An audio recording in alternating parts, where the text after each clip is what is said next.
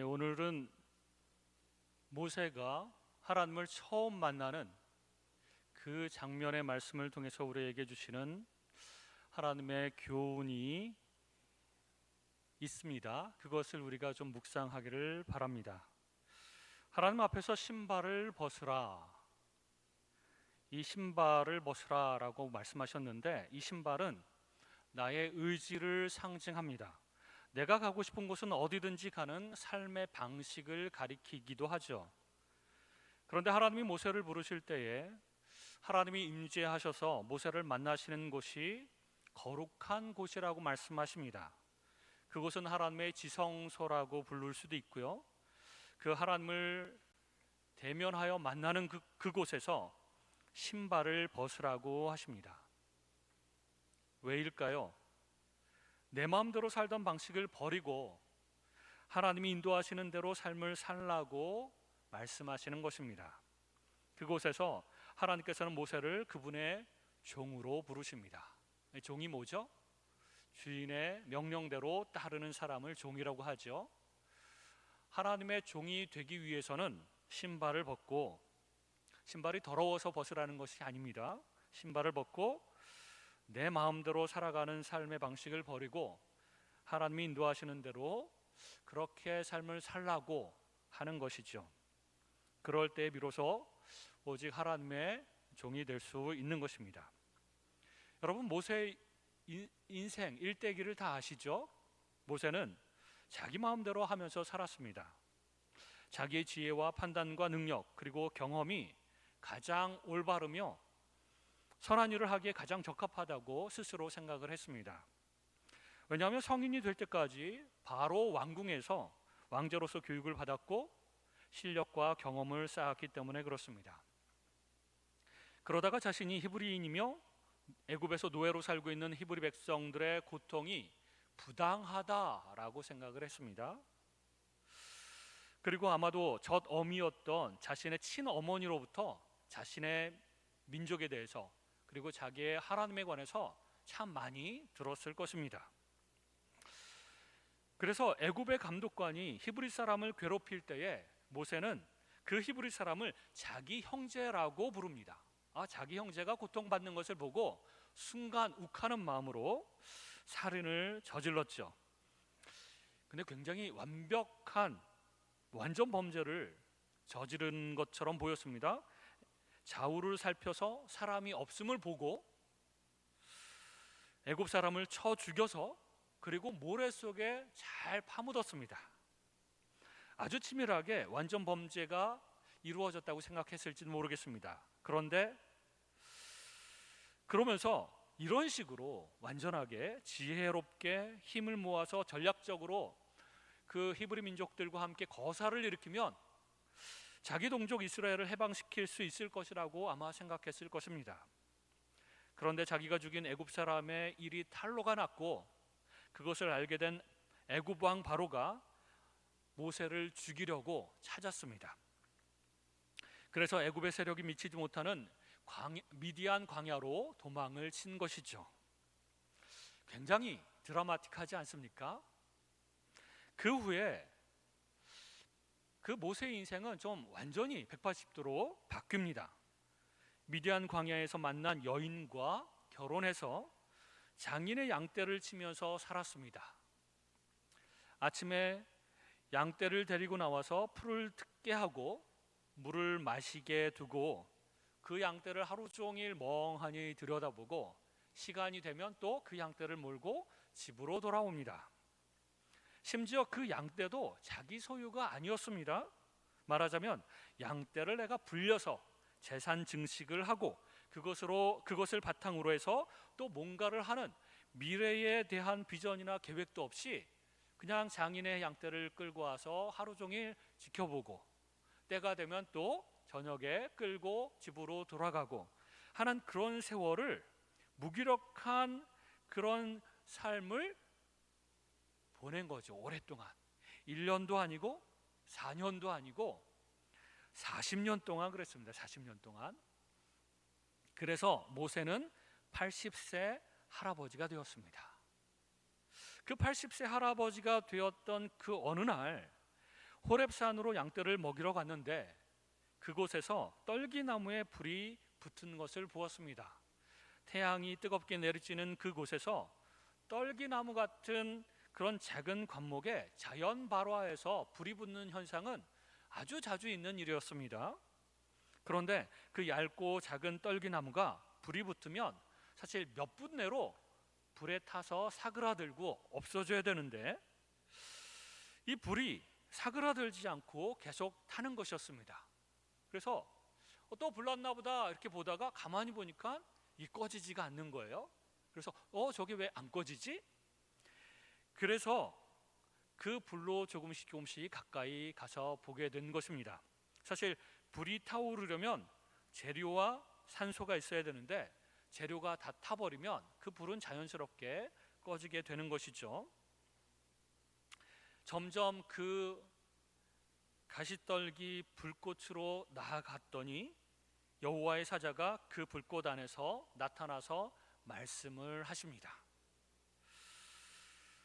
이 떨기나무를 통해서 이 하나님께서 모세에게 하고자 하시는 말씀이 있습니다. 뭐냐면 너 모세는 이 떨기나무와 같이 연약하고 불을 스스로 만들어낼 수 있는 그런 에너지가 부족한 참으로 보잘것없는 무기력한 존재이다. 이 말씀을 하고 싶은 것이죠. 그러나 이런 연약한 떨기나무에도 하나님께서 계속해서 에너지를 주입하면 꺼지지 않는 불꽃, 계속해서 타오르는 불꽃이 될 수 있다. 이것을 보여주시는 것입니다. 사실 모세는 40년 동안 그런 무기력한 생활을 하면서 나는 누구이고 여기는 어디인가, 나는 여기서 뭐 하고 있는가, 비전도 꿈도 없고 미래 계획도 없이 소망도 없이 마음의 열정도 없이 그저 묵묵하게 그냥 죽지 못해서 살아가는 그런 삶을 살아가고 있었던 것입니다. 그런데 이 신기한 장면을 보게 된 것이죠. 그리고 하나님께서 말씀하시는 것들을 듣게 됩니다. 여러분, 우리도 신앙생활을 하다가 자기 열정으로 살다가 자기 방식으로 삶을 살다가 금방 식어져 버리는 그런 때가 있죠. 그렇게 자기 열정이 금방 식게 되는 원인 세 가지가 있습니다. 이것을 3실이라고 하는데 실패, 실증, 실망입니다. 첫 번째는 실패인데 모세는 그동안 내 힘으로 뭔가 이루려고 하면서 살았지요. 그런데 그게 실패로 돌아가니 무기력하게 되는 것입니다. 내가 한번 해보려고 했는데 내 열정으로 내 지혜로 한번 해보려고 했는데 그것도 내 민족을 위해서 우리 하나님을 위해서 한번 해보려고 했는데 그게 실패하고 그리고 그 실패 때문에 바로 애굽의 바로가 자기를 죽이려고 한다라고 하는 두려움 속에서 무기력하게 되는 것입니다. 어쩌면 미디안 광야에서 무기력하게 되지 않았으면 몇 년 있다가 다시 한번 해볼까? 거사를 한번 도모해볼까? 계획을 한번 짜서 이렇게 생각했을 수도 있는데 완전히 무기력하게 되어버렸습니다. 두 번째는 실증입니다. 우리 신자는 자기 열정대로 사는 사람들이 아닙니다. 하나님이 공급하시는 능력으로 사는 사람들이죠. 그런데 성도들 가운데는 양은 댐미처럼 금방 막 열정적으로 끌어오르다가 또 조금만 힘이 들거나 혹은 관심이 사라지거나 마음속에서 그렇게 되면 금방 식어져 버리고 아무 일도 안 하고 아무 봉사도 안 하고 삶에도 어떤 의미나 가치나 이런 것들을 느끼지 못하면서 금방 실증을 내는 사람들이 있습니다. 그 실증이 되는 그 마음이 몰려들면 이제 하고 싶은 열정도 안 생기고 관심도 안 생기고 그렇게 되는 것이죠. 실증 나는 마음, 이것도 조심해야 됩니다. 세 번째는 실망입니다. 실망하는 일도 굉장히 다양한데요. 우리가 하나님을 위해서 열정적으로 일을 하다가도 그리고 내 삶도 굉장히 열정적으로 부지런하게 삶을 살다가도 하나님이 내 기도를 들어주지 않아서 실망하고 또 내 주변에 있는 사람들에게도 실망하고 또 목사님 설교가 마음에 들지 않아서 실망하고 또 함께하는 찬양팀이 마음에 들지 않아서 실망하고 또 내가 열정적으로 한번 살아보려고 했는데 하나님께서 나에게 병을 주시다니 하나님께 또 실망해서 나 이제 더 이상 열정적으로 살지 않겠습니다, 열심히 살지 않겠습니다, 이런 마음이 들기도 하는 것이죠. 또 내가 뭔가 열심히 하려고 하는데 재정적인 어려움이 있을 때도 도저히 내가 봉사하거나 남을 위해서, 하나님을 위해서 살지 못하겠구나, 이제 내 앞가림이라도 열심히 해야 되지 않는가, 이런 생각이 들어서 모든 열정이 쉽게 사그라들기도 합니다.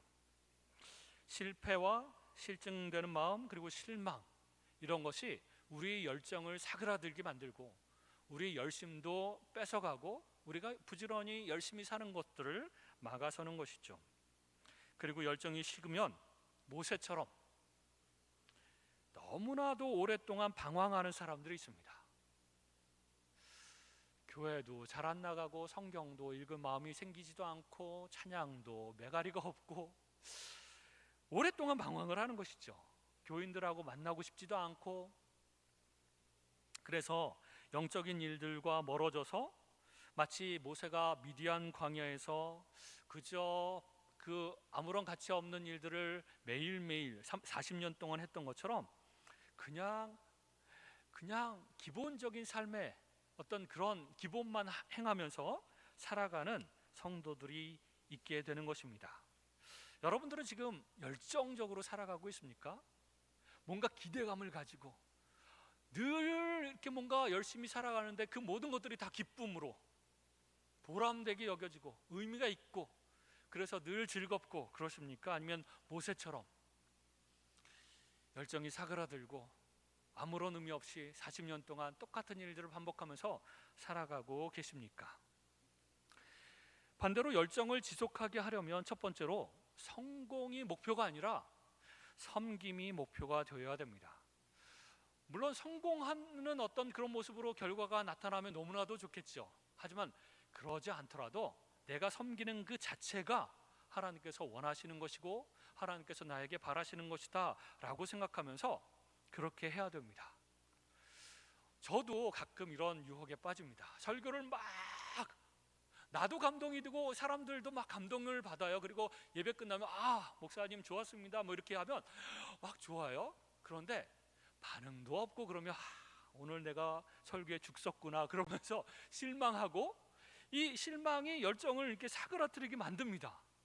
그럴 때 하나님께서 말씀하시는 것이 성공이 목표가 아니라 섬김이 목표여야 된다 라고 말씀하셔서, 성공, 좋은 결과가 나타나지 않아도 꾸준하게 섬기는 것이 필요하다, 이런 말씀을 자주 해 주십니다. 그래야 실패에 연연해 하지 않고 지속적으로 섬길 수가 있기 때문에 그렇습니다. 두 번째, 양은 냄비처럼 파르르 끓어오르고 파르르 삭고 그러는 것이 아니라 뚝배기가 되어야 됩니다. 뚝배기처럼 열을 오랫동안 가해지죠, 뚝배기. 그리고 불이 꺼져도 오랫동안 그 열이 식지 않고 지속됩니다. 그 뚝배기처럼 우리는 하나님으로부터 오랫동안 계속 열을 공급받아야 됩니다. 그래야 힘도 안 들고 실증도 나지 않습니다. 그리고 그 열정이 오래 가는 것이죠. 세 번째로는 사람을 보지 않고 하나님을 바라보면서 복종해야 됩니다. 그래야 실망하는 일이 생겨도 꿋꿋하게 열정이 식지 않습니다. 제가 좋아하는 그림이 있습니다. 인터넷에 한번 이렇게 찾아보십시오. 웃으시는 예수님 이렇게 치면 누군가가 예수님의 얼굴을 그렸는데 웃고 계시는 예수님의 얼굴을 그렸습니다. 그것을 제 나름대로 해석하면서 그 예수님의 얼굴을 머릿속에 떠오르고 예수님께서 저한테 하시는 말씀이 잘하고 있어. 그리고 활짝 웃으시면서 너가 나의 기쁨이다. 이렇게 말씀하시는 것을 마음속으로 이렇게 듣습니다. 그러면 저도 모르게 미소가 생기고 웃음이 나는 것이죠. 그렇게 탈진했을 때 하나님 안에서 쉼을 가지고 하나님의 격려를 받으면서 실망하는 일이 내 삶에 종종 있더라도 하나님으로부터 위로와 격려를 받으면 그 열정이 식지 않고 꿋꿋하게 봉사하고 섬길 수 있게 된다는 것입니다. 하나님은 우리에게 축복의 약속을 주십니다. 하나님은 우리를 귀한 종으로, 하나님의 놀라운 도구로 사용하실 계획이 있으십니다. 그러나 그 전에 신발을 벗고 복종하기를 원하시고 우리에게 요구하십니다. 내 마음대로, 내 열심대로, 내 지혜로 사는 것이 아니라 하나님께서 하라고 하시는 대로 살기를 원하십니다. 성령의 인도하심과 그분의 지속적인 교제를 통해서 하나님으로부터 에너지와 능력을 공급받아서 그 하나님의 능력을 사용하면서 일하기를 원하시는 것이죠. 그래서 흔들리지 않는 신앙을 가져야 됩니다. 쉽게 열정이 사그라들고 쉽게 무기력하게 되고 그러는 것이 아니라 끊임없이 성령님의 인도하심과 하나님이 공급하시는 그 능력으로 삶을 살아가며 하나님의 뜻대로 그렇게 복종하며 살기를 원하신다는 것입니다. 그럴 때 무슨 일이든 열정적으로 할 수 있습니다. 교회 일뿐만 아니라 하나님께서 나에게 맡겨주신 개인적인 일들도, 또 사람들을 사랑하는 일들도 열정적으로 기쁨으로 감당할 수 있게 되는 것입니다. 그럴 때 하나님께서 귀하게 사용하시고 하나님의 뜻대로 나를 통해서 일을 이루어 가실 것입니다. 여러분, 모세뿐만 아니라 모세의 후계자인 여호수아도 동일한 경험을 합니다. 여호수아 1장에서 하나님께서 여호수아에게 가나안 땅을 주시겠다고 약속하십니다. 그러면서 여호수아 1장 3절에 내가 모세에게 말한 바와 같이 너희 발바닥으로 밟는 곳은 모두 내가 너희에게 주었노니 곧 광야와 이 레바논에서부터 큰 강 곧 유브라데 강까지 해쪽 속의 온 땅과 또 해지는 쪽 대해까지 너희의 영토가 되리라. 이 말씀을, 이 놀라운 말씀을 여호수아에게 주십니다. 그런데 이 말씀에서 재미있는 것은 뭐냐면 발바닥으로 밟는 땅을 주시겠다고 하십니다. 말을 타고 정복하거나 적어도 신발을 신고 정복해야 되는데 그 가나안 땅을 발바닥으로 밟는 땅을 주시겠다고 하는 것이죠. 이 말은 내가 너의 의지가 아니라, 너의 지혜가 아니라 내 말을 순종하고 잘 따라오면 가나안 땅을 정복하게 해주시겠다는 말씀입니다. 발바닥으로. 실제로 발바닥으로 점령하라는 말씀이 아니라 신발을 벗고 네 의지대로 하지 않고 네 지혜를 신뢰하지 않고 하나님을 의지하고 하나님께서 하라고 하는 대로 순종하면 내가 이 땅을 주겠다, 이런 말씀을 하시는 것이죠. 제 주변의 사람들이 종종 밥 먹으면서 이런 얘기를 합니다. 하나님께서 나에게 땅을 주시면 좋겠다 하실 때 이 구절이 생각이 납니다. 발바닥으로 하나님 앞에 나아가면 하나님이 주실 줄 믿습니다. 그러다가 여호수아 5장에서 상징적인 사건이 일어나는데요, 여호수아가 가나안 정복을 앞두고 여리고에 가까이 이르렀을 때에 칼을 빼어 손에 들고 마주 서 있는 여호와의 군대 대장을 만납니다. 그때 여호수아가 너무나도 두려워서 얼굴을 땅에 대고 엎드려 절하며 내 주여, 종에게 무슨 말씀을 하려 하시나이까, 이런 질문을 합니다. 그때 여호와의 군대 대장이 여호수아 5장 15절에 이렇게 얘기합니다. 여호와의 군대 대장이 여호수아에게 이르되 내 발에서 신을 벗으라, 내가 선 곳은 거룩하니라 하니 여호수아가 그대로 행하니라. 모세와 동일하죠. 똑같이 신을 벗으라, 내가 선 곳은 거룩하니라, 이렇게 명령하십니다. 그리고는 약속의 땅을 정복하게 하시는 것입니다. 하나님은 신발을 신고 내 마음대로 내 능력으로 하는 사람을 사용하지 않으십니다. 신발을 벗고 하나님께서 이끄시는 대로 복종하는 사람을 사용하시는 것이죠. 하나님, 나에게 지혜를 주십시오. 그 지혜로 판단하겠습니다.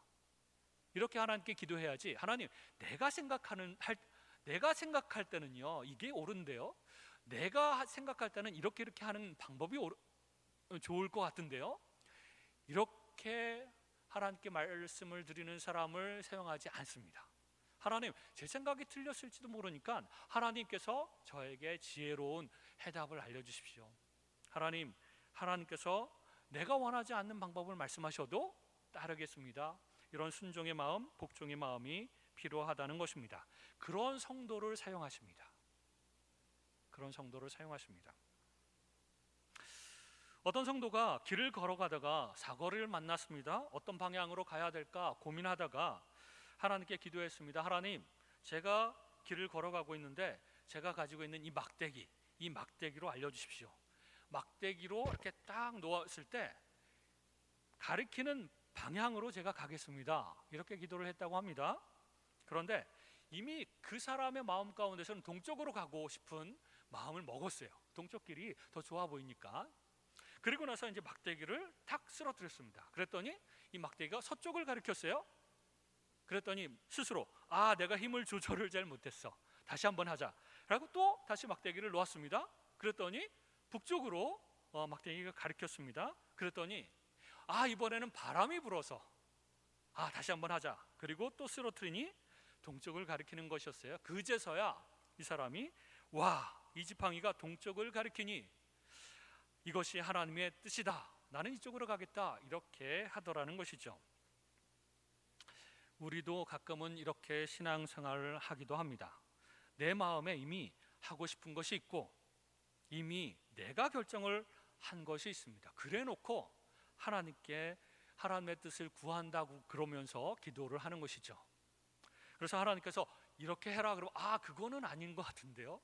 하나님 다른 대답이 없습니까? 뭐 이런 식으로 철저하게 복종하려고 하는 마음을 먼저 갖고 그리고 나서 하나님께 여쭈어 보아야 됩니다.